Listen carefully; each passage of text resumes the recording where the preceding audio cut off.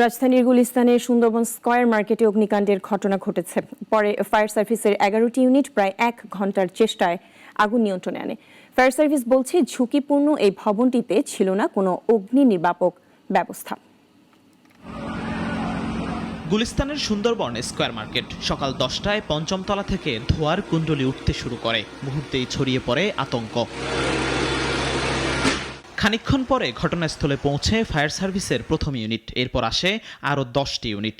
প্রায় 1 ঘন্টার প্রচেষ্টায় বেলা 11টার দিকে নিয়ন্ত্রণে আসে আগুন। ভয়াবহতা দেখে সাথে সাথে আমরা আরো সদরঘাট ফায়ার স্টেশন এবং টিটিএন সহ আমরা এটা ইউনিট ঘটনাস্থলে নিয়ে আসি এবং একই সাথে আমরা কাজ শুরু করি। যেহেতু এটা একটা ইলেকট্রনিক মার্কেট ছিল, প্লাস্টিক জাতীয় দ্রব্য ছিল, মোবাইল অ্যাক্সেসরিজ ছিল এবং প্রচন্ড ধোঁয়া সৃষ্টি করে পাঁচতলার ভবনের 5 তলার যে গুদামগুলো ভিতরে আগুন লেগে যায় এবং প্রচন্ড ধোঁয়ার কারণে একবারে নিচতলা পর্যন্ত ধোঁয়া চলে আসে।